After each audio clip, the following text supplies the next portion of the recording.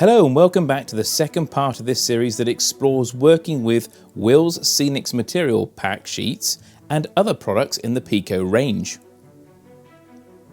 So far we have looked at the construction of a platform using the LK62 and 68 platform edging. The new Wills material packs, platform pavers, the gabion cage walling and the herringbone block paving have all featured so far. In this episode, we're going to look at the scenery and the laying of the static grass. We will continue with another scratch-built building of the station building found at Morar using the Wills materials packs, and we will also be installing the Wills modern level crossing. But before we get started, we need the right tools to do the job, and we're going to be using both the PT100 track layers toolset and the PT200 kit builders toolset.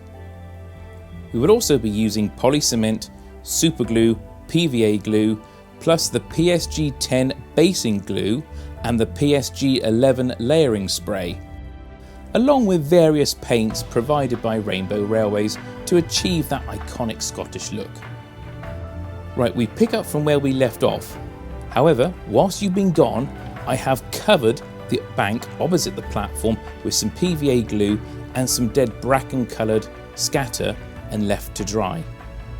Now I'm about to apply blobs of the PSG10 basing glue randomly all over the bank, and I spread it out with an old paintbrush. This is to simulate patchy grass to grow under my custom made bushes and shrubs and maybe the odd tree. I will be applying the PSG 405 patchy 4mm grass using the PSG1 micro applicator and spreading it all over the bank. Then after a short period of time, I will then use a hoover and an old pair of tights covered over the end to remove the excess static grass and reveal my patches. Then I'll empty the contents of these tights back into the container to be used on another project in the future. Here is a selection of shrubs and bushes I've been making to replicate rhododendron, gorse and common heather. When the static grass is dried, using a bradawl I make holes and start positioning my shrubs and bushes into position on the bank to create an overgrown and colourful wild scene.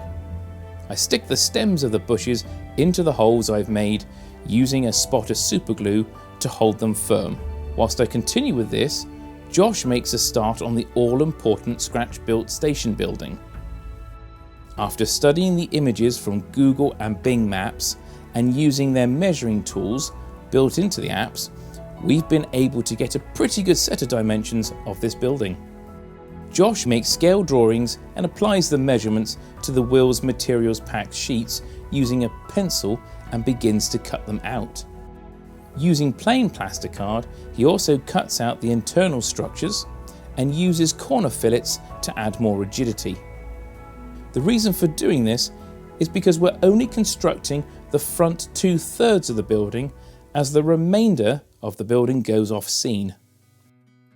Because only certain angles are available from Google Maps, we've had to get creative and do a lot of research on Morar Station and look at less recent photographs to try and get a more accurate representation of the inner bay window. We've noted the concrete slabs and seating that are found in front of the bay window and the two doors which are also situated either side. We will also be using the Victorian stone paving in front of the bay window to add that extra level of detail. We leave Josh to continue working on the building and turn our attention to the Wills modern level crossing and advancing the Scenics.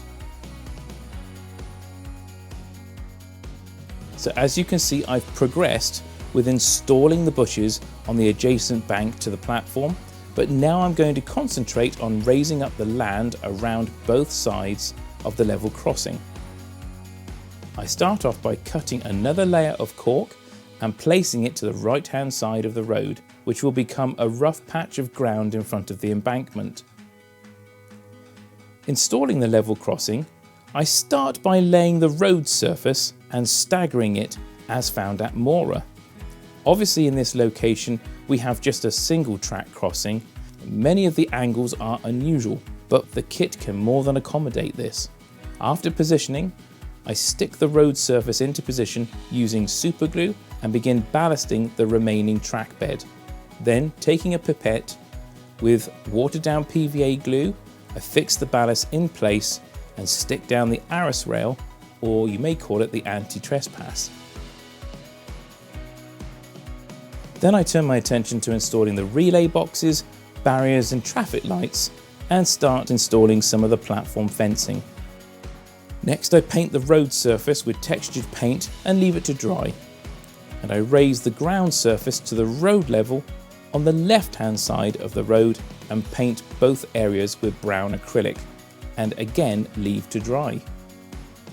Whilst I'm waiting for the paint to dry, Josh has been making some great progress with the waiting area in the platform building. Then he attaches the two sheets into position, which provide a solid structure to slide the glazing into position and hold it firm whilst fitting the bay walling.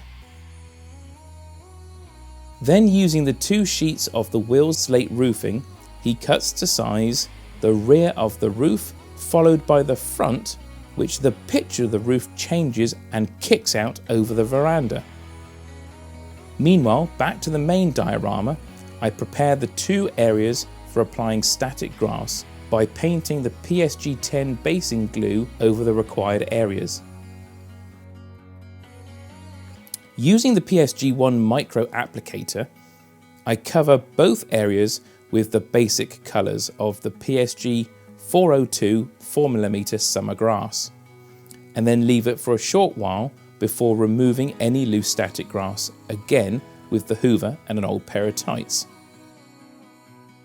In the more scruffy area next to the embankment, I want to get that overgrown, unkept look. So I then take the end of a paintbrush and poke and rough around the surface of the freshly laid grass and make it uneven. Next, I use a bit of cut-off waste material to protect the areas I don't want covered by the PSG 11 layering spray, and repeat the process. This time using a mixture of the PSG 405 patchy grass and a small amount of the PSG 408 straw with the precision applicator, whilst mixing with different scatters and using the end of the paintbrush to continue to keep creating a more unkempt look. Just to add the final touch, I use a bit of red and yellow scatter to simulate wildflowers. I hoover and tidy up the diorama, making sure no loose static grass is remaining in undesired places before installing the paving slabs and giving the road and track bed another wash to create the colour and look I wish to achieve. All that's left for me to do now is install the remainder of the roadside fencing and attach the transfers to the station signage, which has been kindly provided by Rainbow Railways, depicting the name Morar in the Scottish style.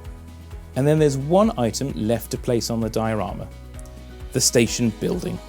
Considering Josh has built this by just looking at historical photographs and Google Maps and never been to the location in person, I think he's done a pretty top job. So, this is Josh and mine's interpretation of Morar Station, scratch built using a plethora of Wills Materials Pack sheets and other PECO products. So if you wish to come and see this diorama for yourself and find out more about PECO and our products, check out the PECO stand at a forthcoming model railway exhibition soon. So until the next time, stay safe and keep modelling. And we look forward to seeing you in the future on another PECO TV production.